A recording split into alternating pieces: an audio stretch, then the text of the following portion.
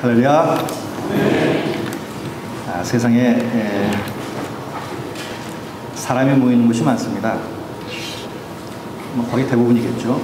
그 가운데서도 이 예배를 드리기 위해서 모인 이 예배의 자리가 가장 복된 자리가 아닌가 싶습니다. 자, 이 복된 자리, 또 복된 분들 같이 예배 드리게 돼서 너무나 감사드리고요. 우리 옆에 있는 분들 한번 축복하시겠습니다. 복된 자리에 오셔서 환영합니다. 우리 같이 한번 축복하시겠습니다.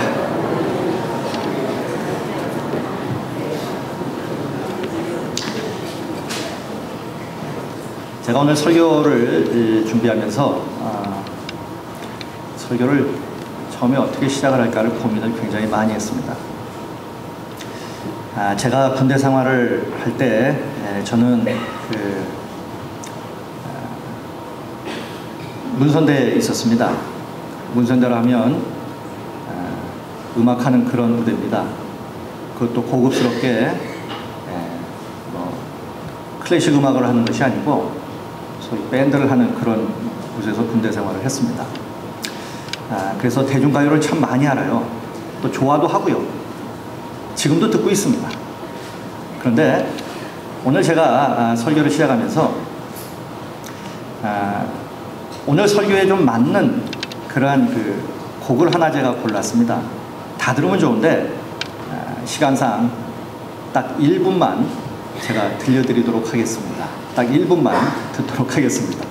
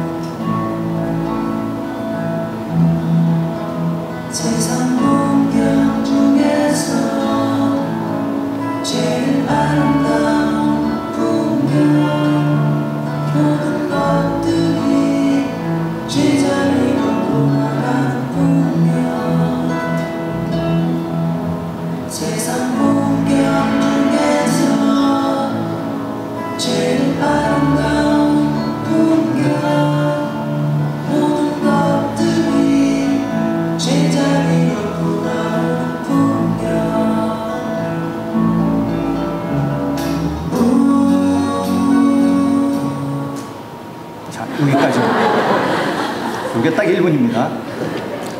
혹시 더 듣고 싶으시면 댁에 가셔서 한번 들어보십시오. 이 노래는 시인과 촌장이라는 두 사람, 남자 듀엣이 부른 풍경이라는 노래입니다. 이분들이 80년대, 90년대 활동을 하면서 이제 음악적인 용어로는 이제 포크락이라고 하는데요. 우리나라에서 아주 유명한 포크락의 주자들입니다. 특별히 이 두 분 중에 한 분은 하덕규 씨는 지금 목사님이 됐고요. 그 중에 다른 한 분, 함춘호 씨는 집사님이 되어서 지금 서울신학대학교에서 지금 교수로 지금 학생들을 가리킵니다. 지금 기타 음악이 나왔는데 이 함춘호 씨는 우리나라에서 이 포크락 쪽의 어쿠스틱 기타로서는 1인자입니다. 도대체 뭔 소리를 하는 거예요? 아무리 기타를 잘 치시는 분이에요. 근데 이분들의 노래가 대중가요이지만 메시지는 극히 기독교적인 메시지입니다. 자, 가사가 똑같아요. 세상 풍경 중에서 제일 아름다운 풍경, 모든 것들이 제자리로 돌아가는 풍경, 이것이 계속 반복이 됩니다. 이 두 분은 이렇게 노래를 합니다. 세상 풍경 중에서 제일 아름다운 풍경이 뭐냐? 모든 것들이 다 제자리로 돌아가는 풍경이랍니다. 그렇다면 우리의 제자리를 한번 생각해 보겠습니다. 우리 사람의 제자리, 우리 인간의 제자리, 우리가 그 자리로 돌아가는 것이 우리 인생 풍경에서 가장 아름다운 풍경이에요. 그럼 우리는 어디에서 왔는가? 우리의 제자리는 어딘가? 인생의 시작점, 우리의 제자리, 그것을 성경은 하나님 이렇게 말합니다. 하나님이 우리 모든 인생의 제자리고 바로 출발점이라는 거예요. 시작점입니다. 왜냐하면 그분이 우리를 창조하신 분이기 때문에. 그리고 성경은 그 하나님을 이렇게 부릅니다. 아버지. 하나님 아버지라고 부릅니다. 자, 그런데 그 아버지는 성경에 이렇게 그려지고 있습니다.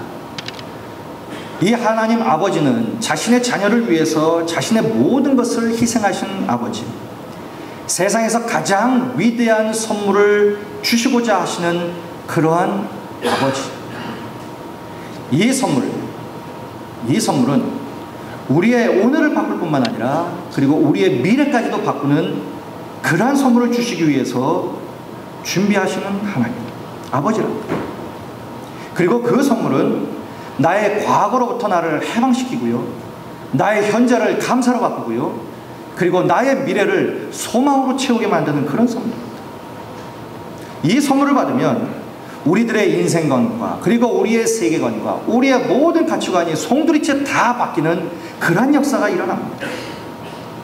뿐만 아니라 이 선물을 받는 모든 사람들은 내면의 깊은 곳에서 감격과 기쁨과 행복으로 충만한 삶을 살게 됩니다. 저는 지금까지 이 선물을 받은 분들 가운데에 이 선물을 괜히 받았다라고 후회하는 사람을 단 한 사람도 못 봤습니다. 더더욱 이 선물의 가치는 죽음의 앞에서 더욱더 위력을 발휘합니다.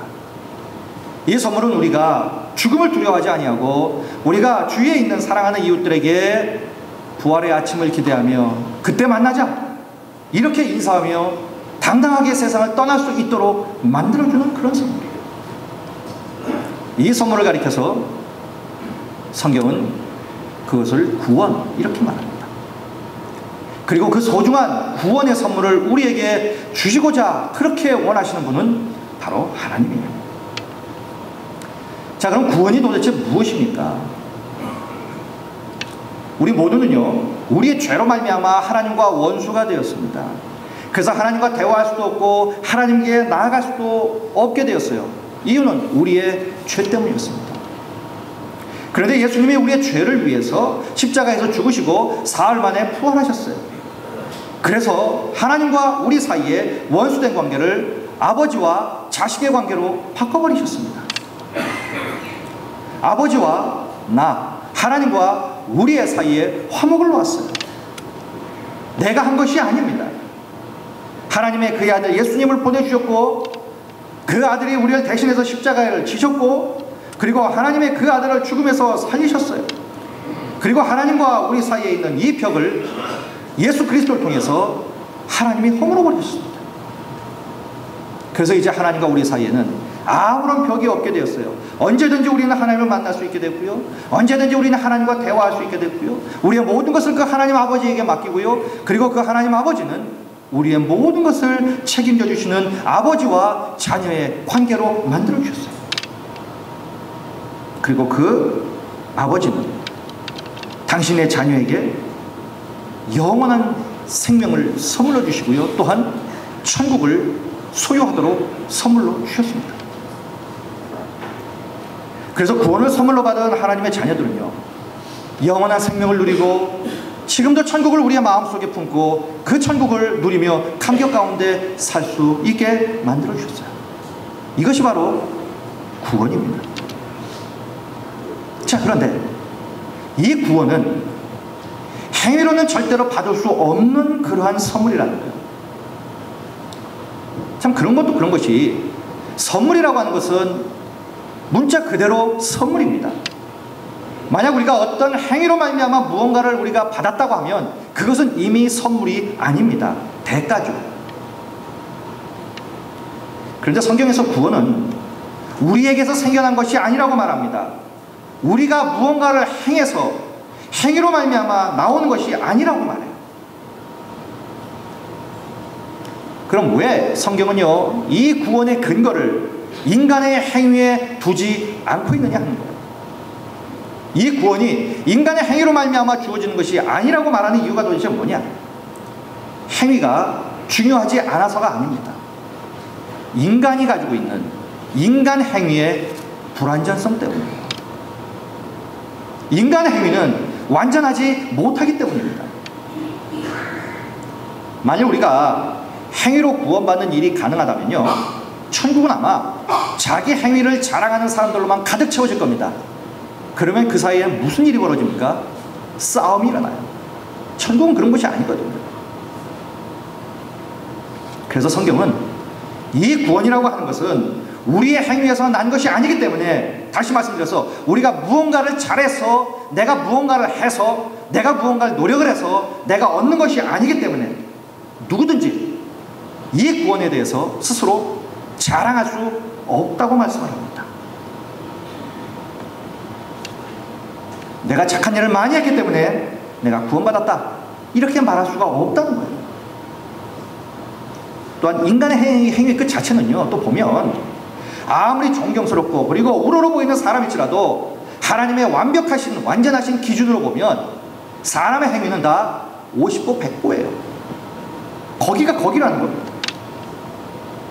우리가 사람을 판단하는 그러한 단어들, 저 사람은 참 착하다, 저 사람은 참 선하다, 이러한 용어들이 보면 다 상대적이라는 거예요.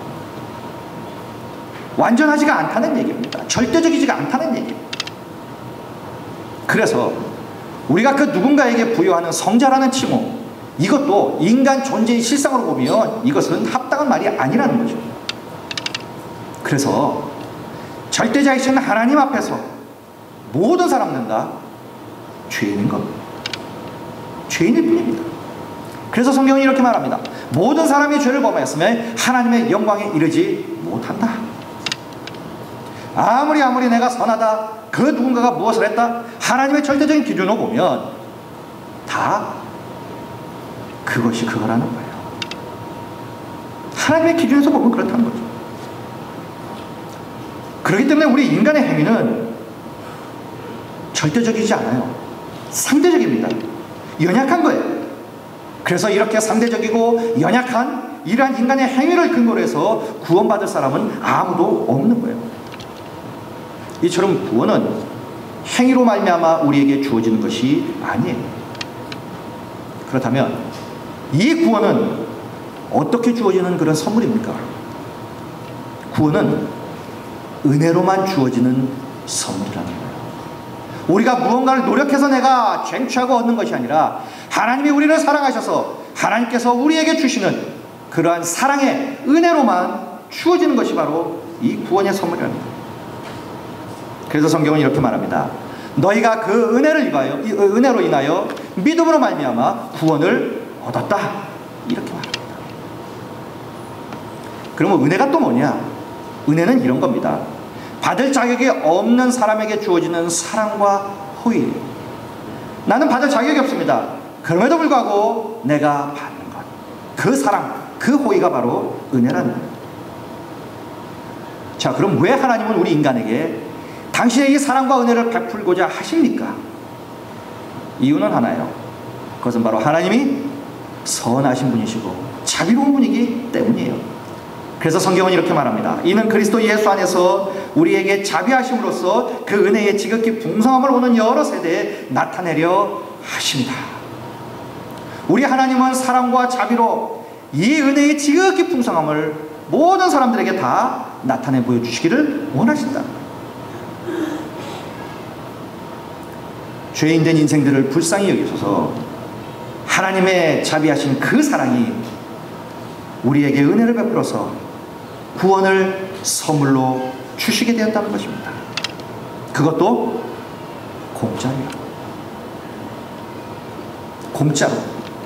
그런데 이 공짜는 싸구려 공짜가 아니라는 거예요. 이 공짜는 세상에서 가장 비싼 공짜입니다. 이유는 그것은 바로 예수 그리스도의 생명값이기 때문에 그렇다는 거예요. 공짜이되 세상에서 가장 비싼 공짜예요. 그러게 우리가 하나님 아버지가 없었다면 우리는 구원의 선물을 결코 받아 누리지 못하는 거예요. 오직 우리를 위하여 하나님 아버지는 십자가에서 그렇게 희생을 기꺼이 당하심으로 우리에게 구원의 선물을 주신 거예요.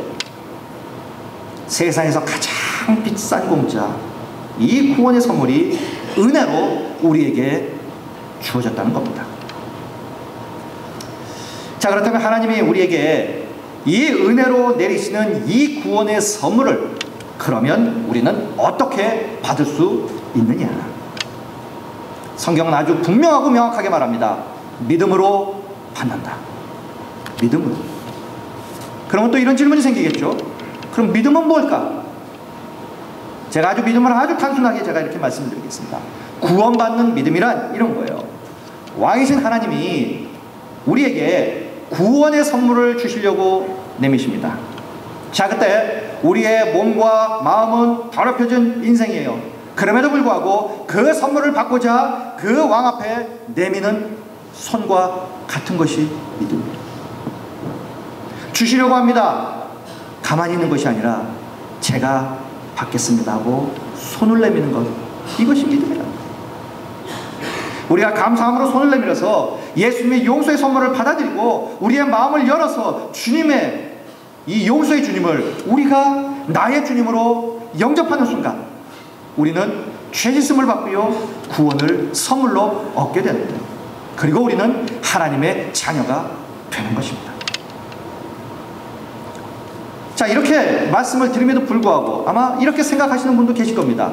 내가 바라보는 나, 하나님을 우리에게 이렇게 사랑하고 우리를 이렇게 자비를 베풀어 주시는데 내가 생각하는 내가 있어요.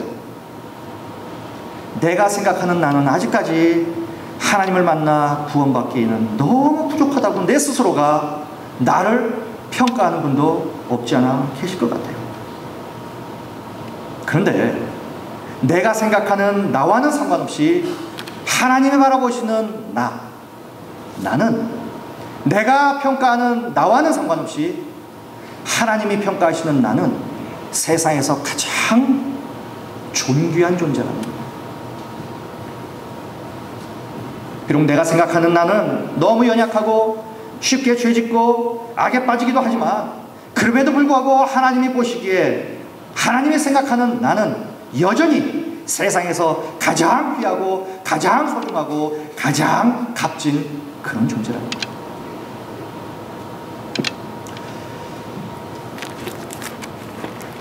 자, 여기 10,000원짜리가 한 장 있습니다. 진짜 돈입니다. 제가 이 돈을 제가 타락시켜 보겠습니다. 자, 이 돈이 이제 떨어졌습니다. 타락했어요. 자, 그리고 제가 이 돈을 한번 집 밟아 보겠습니다.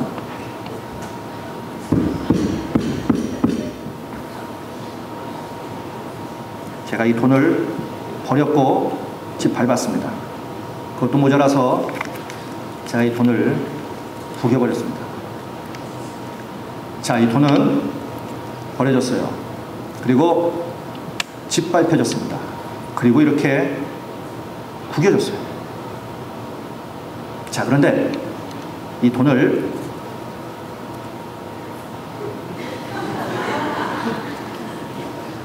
저랑 제일 가까이 있는 정은이한테 제가 이걸 주면 받을까요? 안 받을까요?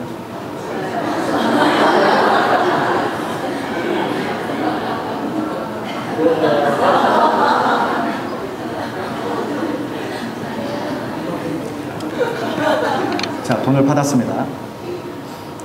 제가 버렸고 짓밟았고 부겨버렸습니다.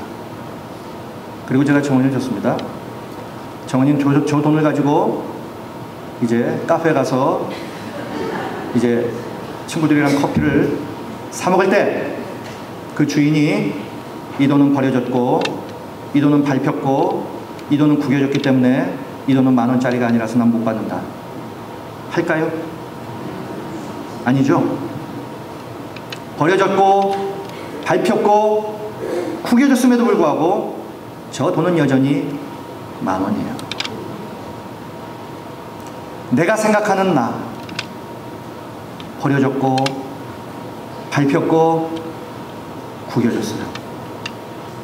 나는 그렇게 생각할 수 있습니다. 그러나 하나님이 생각하는 나, 여전히 나의 값어치는 하나님의 형상감이에요. 그분은 나를 하나님의 형상을 닮은 가장 소중한 존재, 세상에 나 하나밖에 없는 그런 존재로 나를 만드셨기 때문에 그래서 하나님은 나를 그 어떤 상황 중에도 포기할 수가 없는 거예요. 그래서 하나님 아버지는 오늘도 그 하나님 아버지를 떠나 다른 곳에 있는 그 하나님의 자녀들을 제자리에 있도록 찾고 또 찾으시는 분이 바로 우리의 하나님 아버지랍니다. 오늘도 이 시간 이 자리에서 하나님은 당신의 구원에 있어야 한 그 자녀, 그 자녀를 사랑으로 지금도 찾고 계시는 거예요. 성경은 말합니다. 주 예수를 믿으라. 그래야만 너와 내 집에 구원을 얻으리라 약속을 하셨어요. 그렇다면 내가 먼저 이 구원의 선물을 받으면 나는 내 가족과 친구와 그리고 이웃이 또한 이 선물을 받게 되기를 원하게 된다는 얘기입니다. 왜냐하면 이 구원이 너무너무 좋은 것이기 때문에 이것을 받으면 그동안에 내가 갖고 있었던 그 모든 편견들이 다 사라져버리기 때문에 그렇습니다.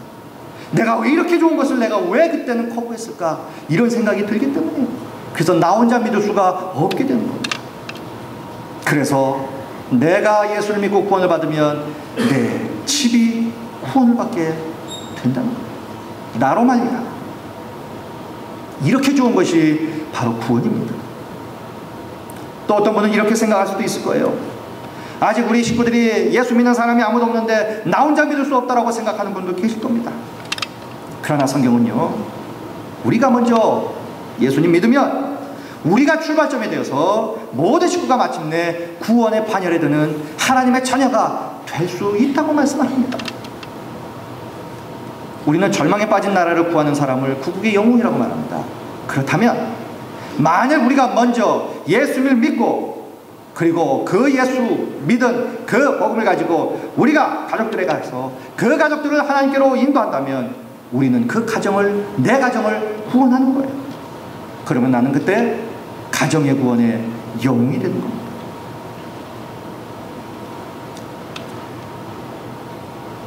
미국의 기독교는 우리보다 규모가 상상할 수 없을 정도로 큽니다. 그래서 기독교에 관련된 잡지도 굉장히 많이 나옵니다.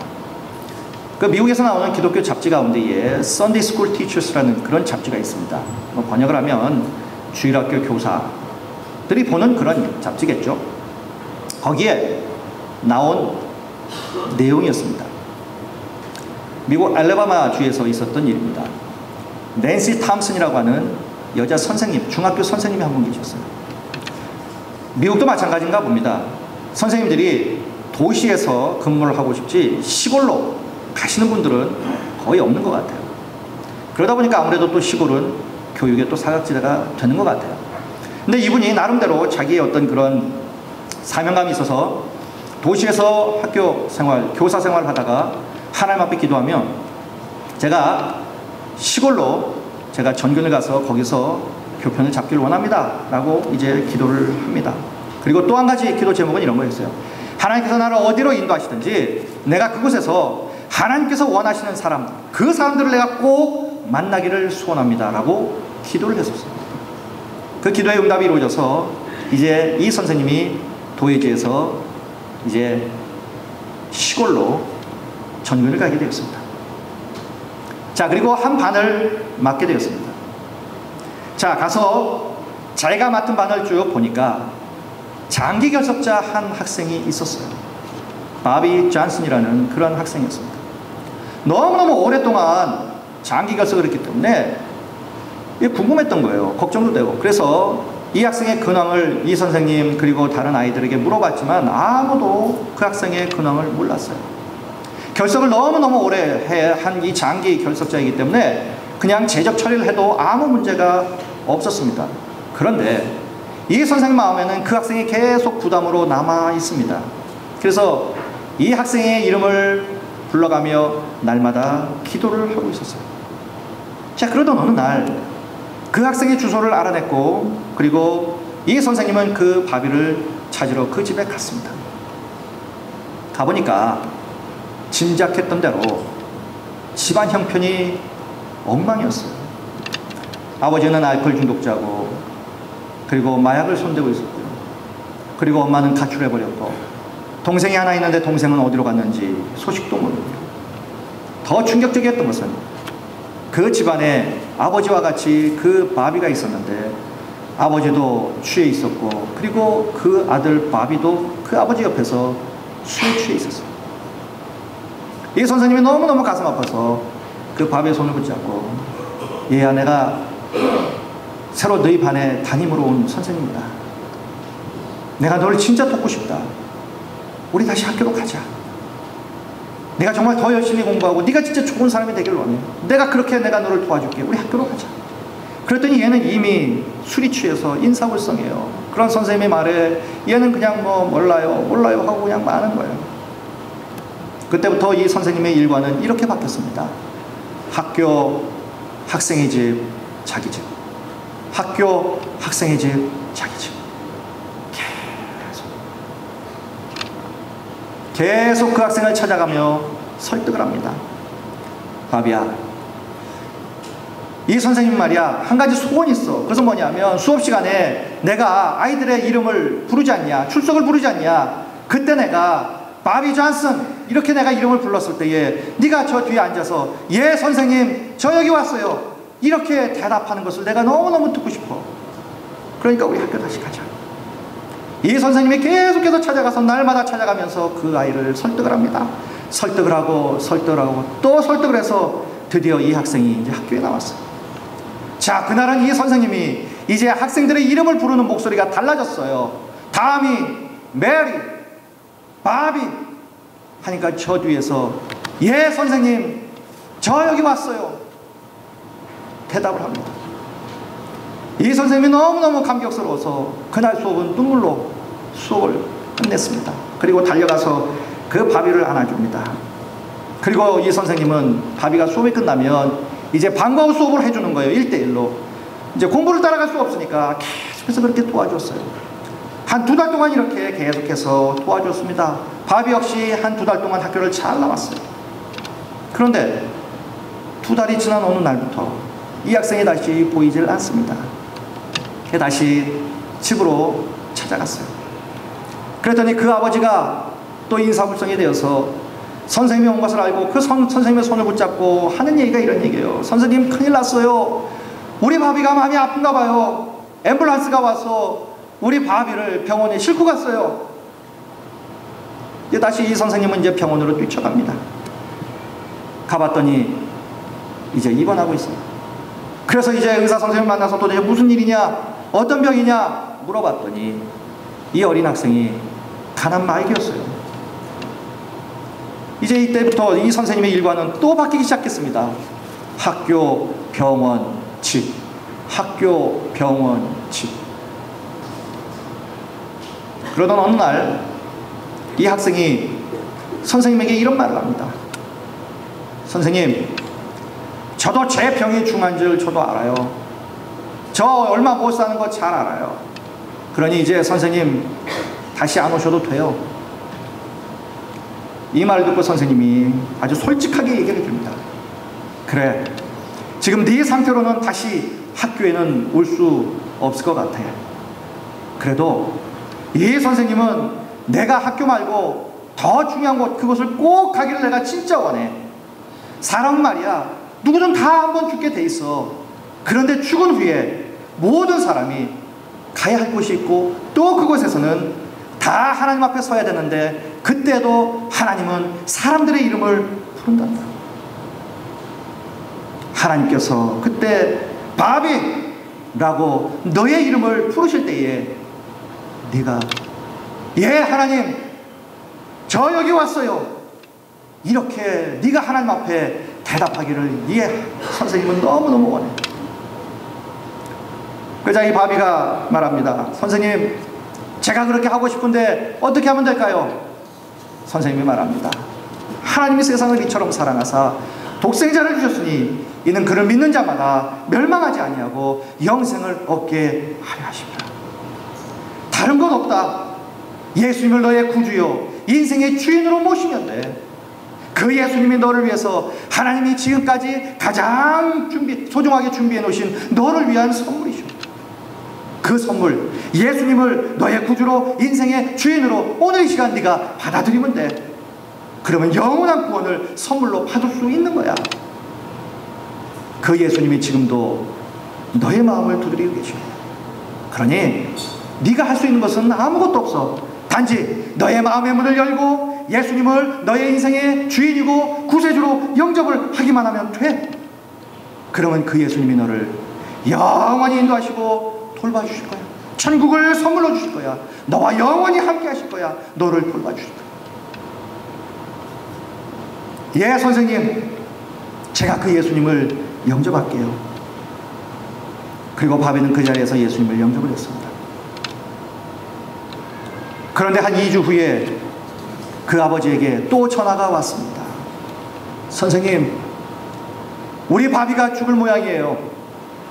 이 이야기를 듣고 이제 수업을 마치고 이제 달려갑니다. 병원에 가보니까 이미 바비는 무의식 상태요, 혼수 상태에 빠졌습니다. 불러도 대답이 없어요. 가출했던 엄마가 돌아왔습니다. 온 가족들이 그 자리에서 웁니다. 그런데 갑자기 이 혼수 상태에 있었던 이 바비의 입술이 움직입니다. 그러면서 뭐라고 얘기하는 것 같아요. 그래서 이 선생님이 무슨 얘기인가 그의 입에 귀를 갖다 대고 들어봅니다. 그랬더니 이 바비가 이렇게 말해요. 예수님, 저 여기 왔어요.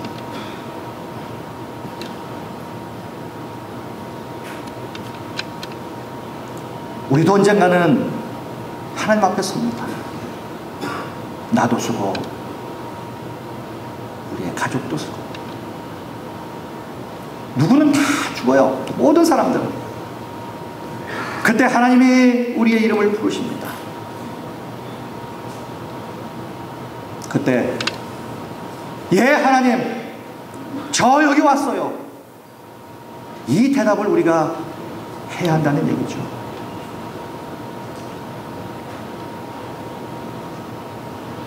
우리의 가족 중에 그 대답을 할 수 없는 분이 혹시 계십니까? 나는 과연 내 이름을 부르시는 그 하나님 앞에서 하나님, 제가 여기 왔어요 라고 말을 할 수 있느냐? 오늘 우리가 할 일은 아무것도 없어요. 우리가 할 것은 하나입니다. 하나님, 저 여기 왔어요. 예수님의 공로 힘입어 저 여기 왔어요. 그 예수님을 나의 마음의 문을 열고 영접해요. 그러니 나를 받아주세요. 이 고백하면 됩니다. 그러면 그 이전에 경험하지 못했던 하나님 안에서의 완전한 새로운 삶을 우리는 새롭게 시작할 수 있게 되는 겁니다. 이전 것은 지나갔어요. 보십시오. 이제 새 것이 되기 시작합니다. 오늘 그 누군가의 초청에 의해서 이곳에 오신 분들 계실 겁니다. 오늘 이 시간 우리 하나님께서 우리를 부르세요. 내가 너의 아버지가 되고 싶다. 그리고 너에게 이 소중한 최고의 선물을 내가 너에게 주고 싶다 말입니다. 우리가 할 수 있는 것은 아무것도 없어요. 오늘 이 시간 마음의 문을 열고 내 의지대로 우리 예수님을 나의 구세주로 영접을 하시면 됩니다. 그때부터 우리 하나님이 우리에게 찾아오셔서 하나님이 알아서 놀랍게 역사해 주실 것입니다. 그리고 평생 우리의 삶을 가장 좋은 길로 인도해 주실 것입니다. 이 시간 우리 같이 한번 기도하시도록 하겠습니다.